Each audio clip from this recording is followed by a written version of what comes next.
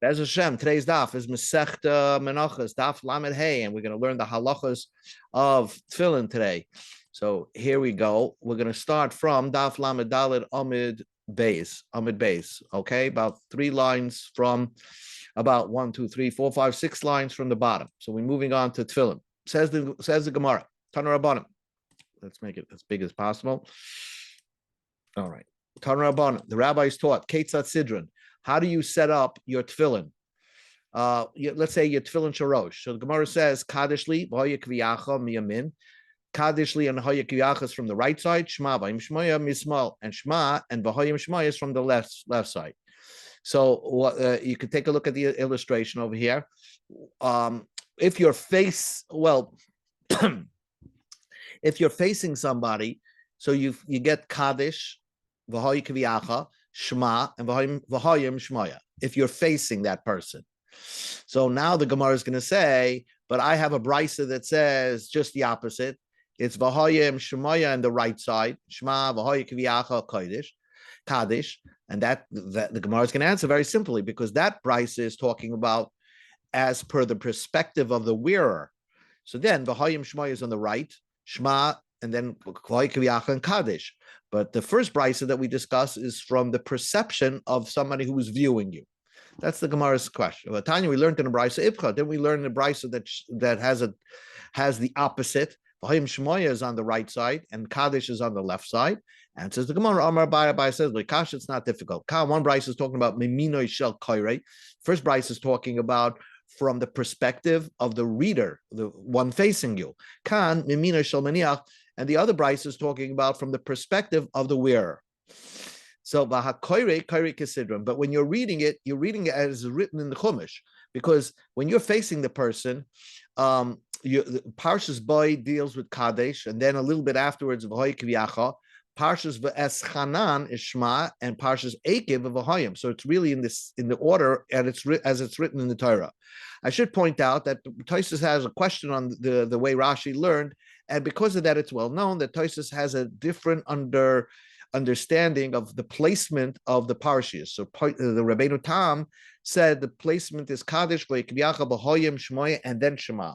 But we're not going to go with, we're going to read the Gemara the way Rashi says. The Gemara, back into the Gemara, Amar Rav Chananel, Amar Rav Chananel said in the name of Rav, Hechel if parshas absolus. If you switch it all around, then it's the tefillin is possible. It has to be put into that exact order.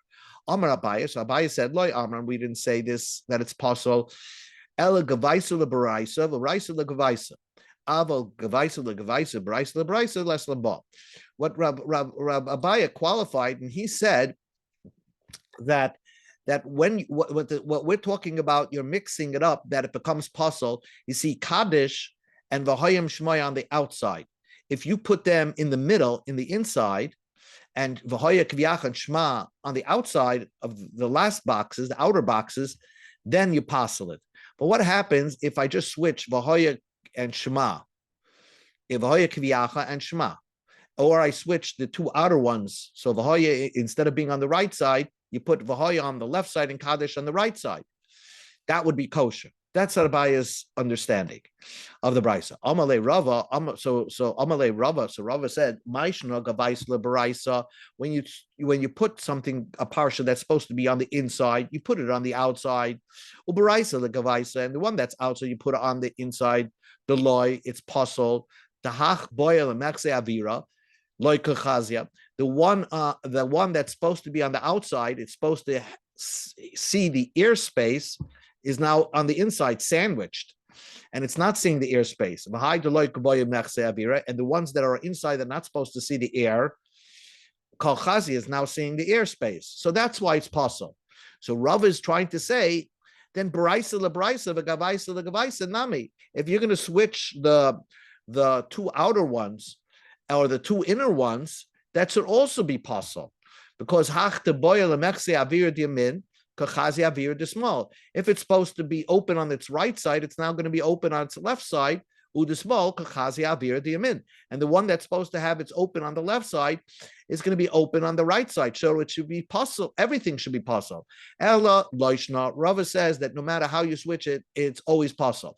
Because take a look. If you're going to put Kaddish where the V'hayim Shmaya is, and V'hayim Shmaya where Kaddish is, so Kaddish right side was supposed to not be seen, and only the left side. When you switch it to, when you put it over here, when you put it to this place, so then the left side is now not hidden, and the right side of Kaddish is open to the airspace. And the opposite holds true if you put V'hayim Shmaya where Kaddish belongs.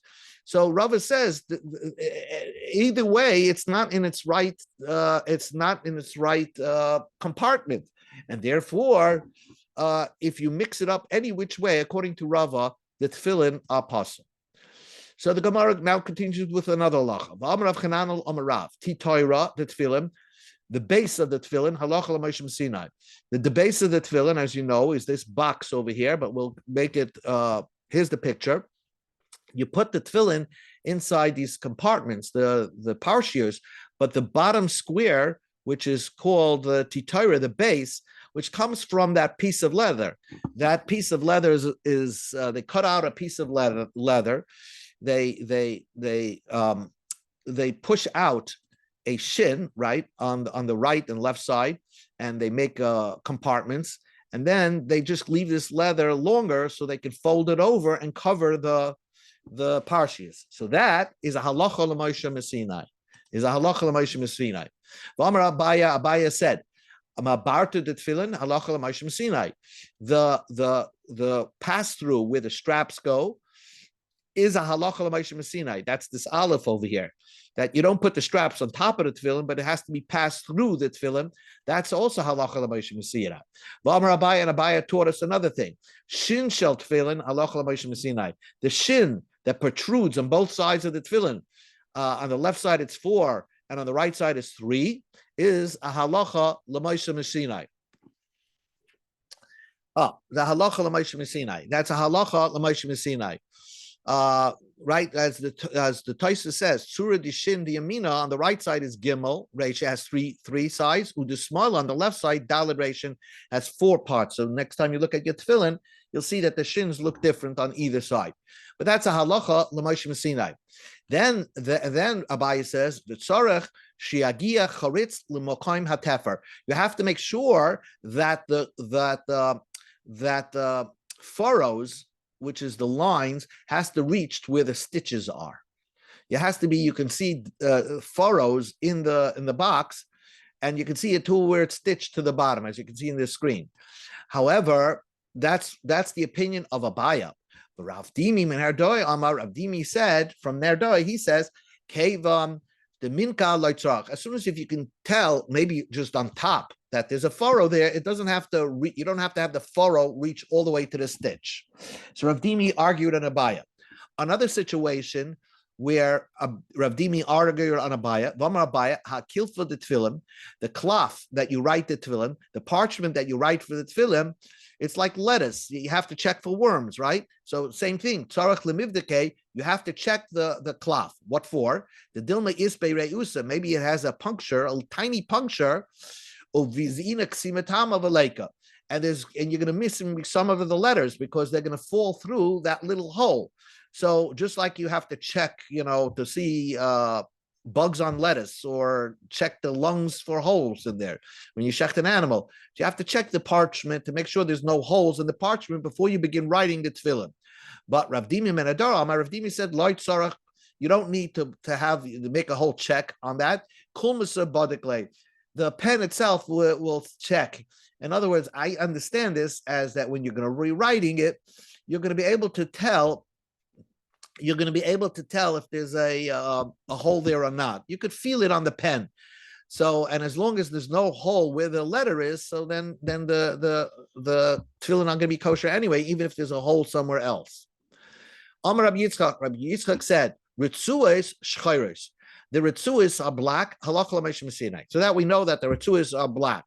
What people don't know is that the box does not have to be black. We have black boxes. But if you look in Tosfos, And the bottom, yesh oisim bottom shel tefillin miklaf lovim. Some people would make that house, the box, made of white. The loy bayashchayers, you don't need black elaritzuis, only the strings, only the straps, but not the house. But we make the house, the bottom, also black. Meisvei. So let me ask you a question. You're telling me that the ritzuis have to be only black; there can't be another color. So the Mishnah, the Brisa says, tefillin ein kosher el b'minad. Tefillin, you could only use straps made out of hide. Bein yerukais, bein shchayres, whether it's green straps, black straps, or white straps. You see, it could be of any color. But make sure, adumas loyasa, don't make them red straps. Unbelievable. Gemara says, don't make a red strap because people will say that the reason why it's red is because you cut your finger and that's why it's bloody. And, having blood on that's why your straps are bloody. Or, even more stranger, that you had relations with your wife and she became a nida while you had relations, and that's why your straps are bloody, are red, because they're bloody. So don't have red straps, but you can have green, black, and white. So here is a big question. You told me that the black straps are supposed to be black, and here it says it could be other colors. And now the Gemara says a fascinating story. Amar Rabbi Yehuda, Ma'aseh b'talmidish Rabbi Akiva. There was a student of Rabbi Akiva. He didn't even use leather straps. He used wool straps colored blue. And Rabbi Akiva didn't say anything to the person. So after so Rabbi Yehuda wondered about this story.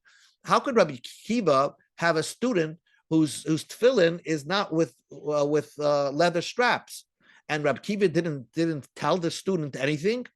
Amaloi. So they told Rabbi Yehuda, "Hey, the story is true, but Rabbi Akiva never noticed his student. In other words, he had so many students, he didn't get to know this student. But if he would have seen the student, he would not have allowed this." So it's amazing. You think the students of Rabbi Akiva were all great, tzaddikim, talmidei chachamim, and here we're seeing a student of Rabbi Akiva whose tefillin straps were made out of wool. Now the Gemara even says even a further fascinating story. Ma'aseh b'Hurkenis b'noish Reb Lezer ben Hurkenis. Reb Lezer ben Hurkenis had a son Hurkenis. He named it after his father, and so Reb Lezer ben Hurkenis is the great Reb Lezer ben Hurkenis from the Mishnayos. And his son, his own son, used for straps purple straps made out of purple wool. Is it possible that this tzaddik, Reb Lezer, saw his son do that and he didn't say anything? So it's obvious to me that he didn't buy his son tefillin, even though I think Reb Lezer ben Hurkenis was very rich. So they told him, Hen, he would have said something, but loy ra, so he didn't see his son do that. If he would have saw his son and do that, he would not have allowed it.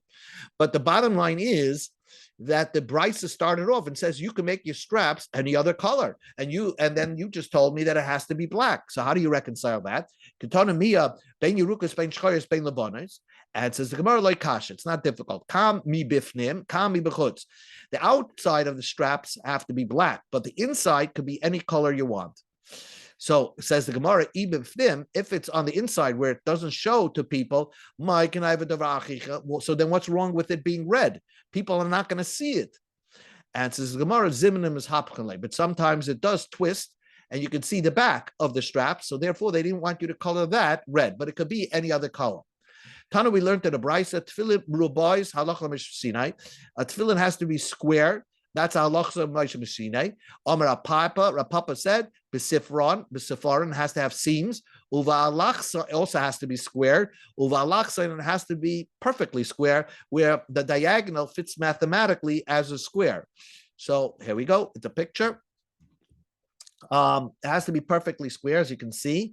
The first one is it's perfectly square from the bottom, and the seams also are square, and a perfect square has a diagonal 1 2/5 of the side of the square.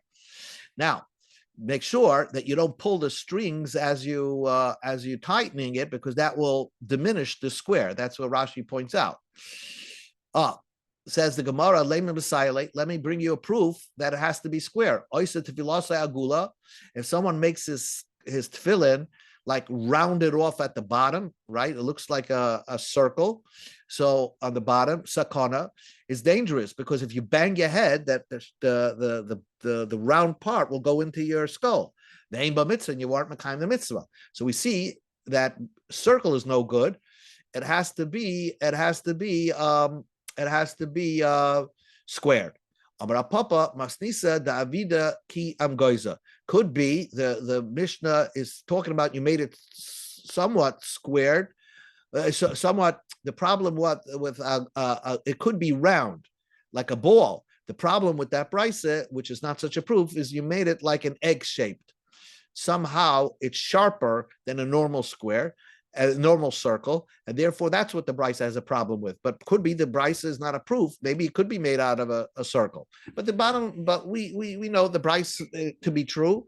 The tefillin have a halacha l'mashmsin that needs to be square, and even on the bottom has to be square. Says the Gemara, Amar Afuna, tefillin calls man shemipnei tavla kayamas kasheris. As long as the inside is here, what the Gemara is going to discuss now is a tefillin that you really have to have the inside compartments completely whole. That there should should be no preparation between one compartment to the other. But the Gemara is going to say you could have, if you have two holes, if you have two perforations, that's kosher. If you have three, then it's pasul. And even if you have two, you have to make sure that they're not facing each other. In other words, is one hole doesn't directly correspond to the next hole. One is a little above, one's a little bit below, as you can see in the pictures over here. So let's read the Gemara inside. Rava tefillin kozman shebnei tavla kayamas kasheris. As long as the inside are whole, they're kosher. Rav Chizda said, no, you can have a hole in there. Nifsaku shtaim, if you have two holes, ksheris, shalosh psulis. If you have three holes with the three different compartments, it's possible.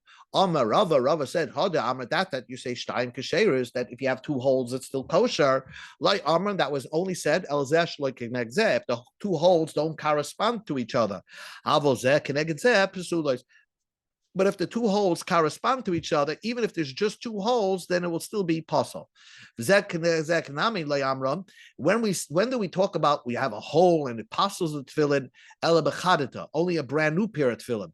If it's a tefillin that you used and you checked it, and then just for years, and then you find a hole in between the compartments, don't worry about it. Less lambad, that's not a problem. Because since it's when it was new, so when it was new and it has a hole, so Rashi says, then it shows that this was a bad piece of leather. But if it was old and later on developed a hole, so it still was a good piece of leather, so it's kosher. What's called a new piece of leather and what's called an old piece of leather? And says the Gemara, so Rav Yosef responded to Abaya,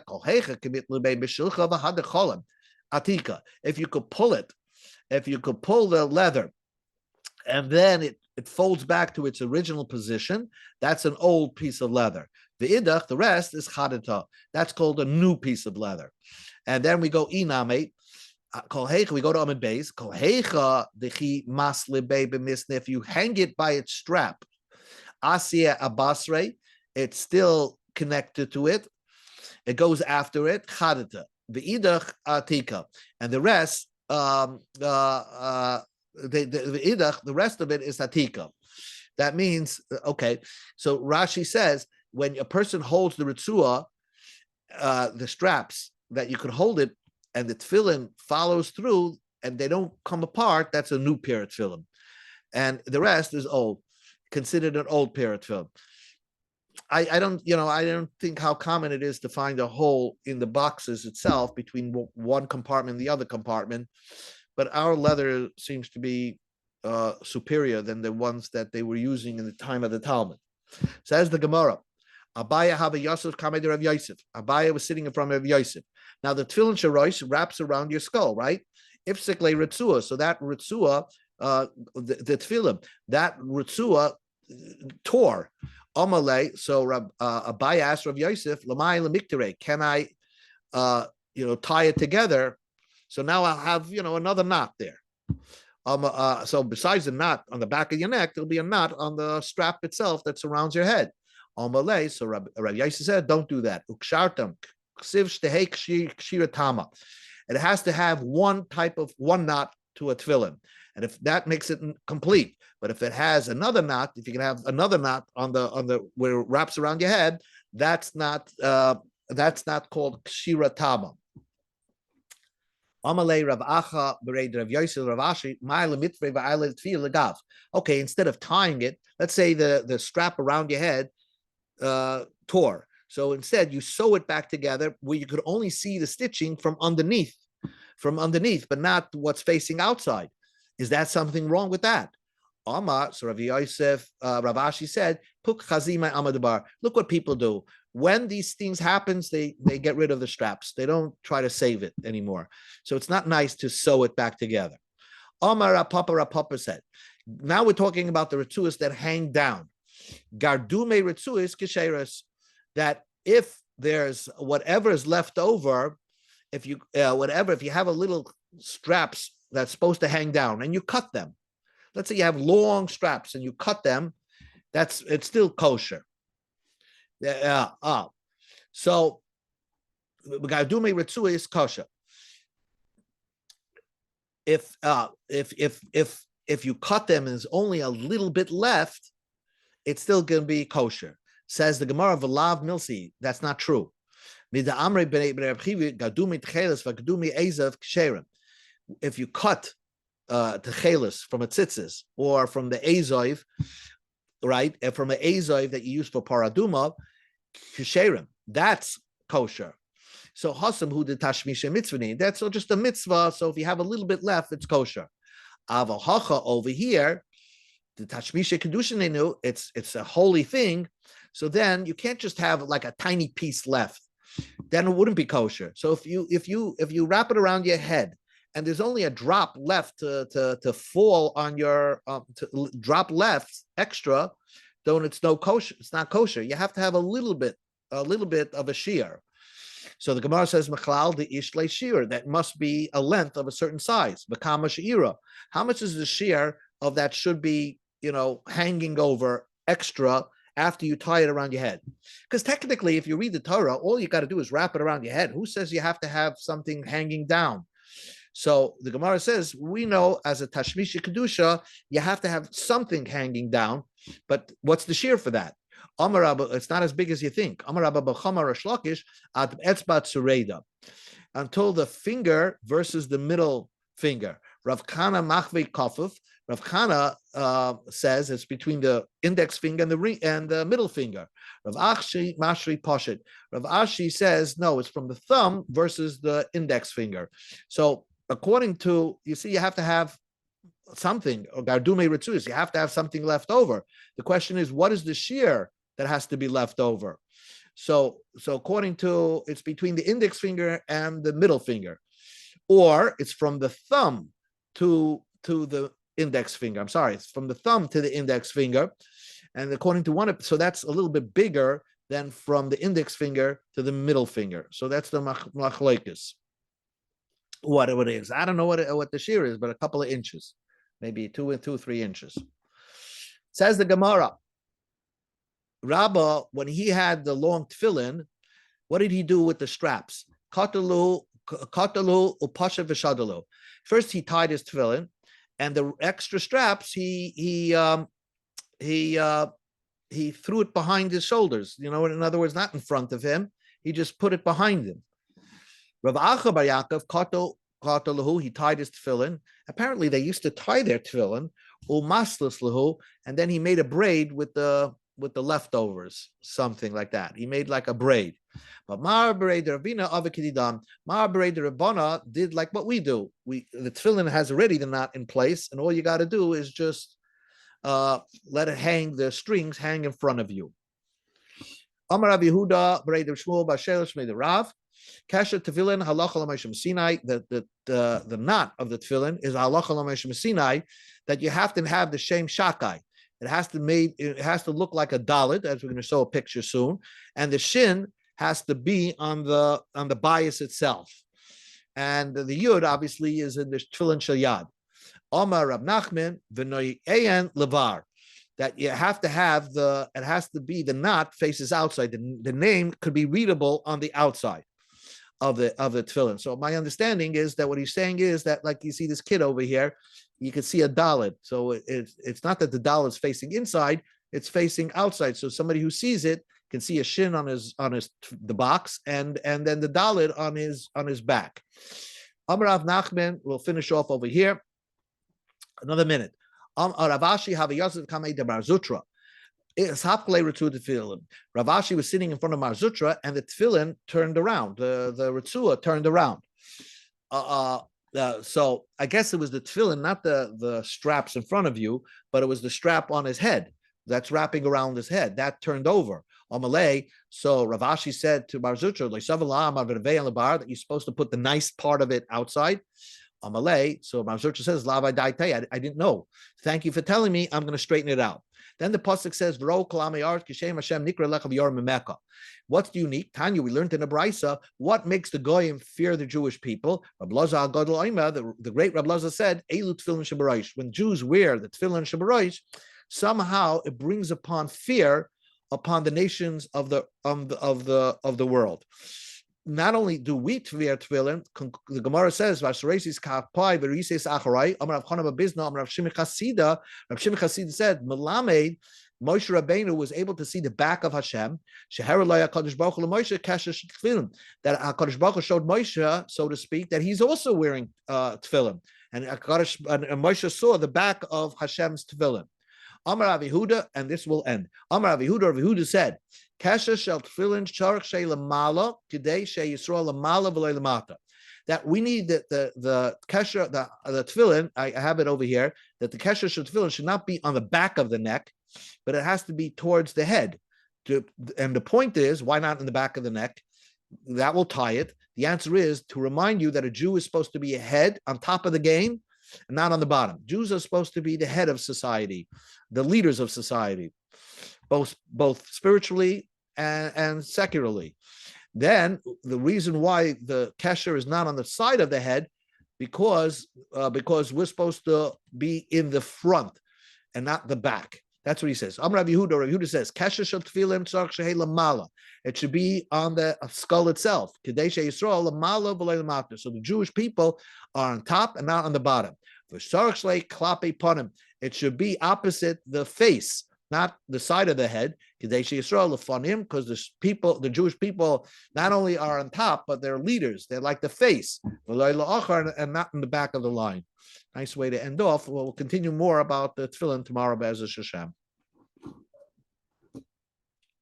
Sure, thank you.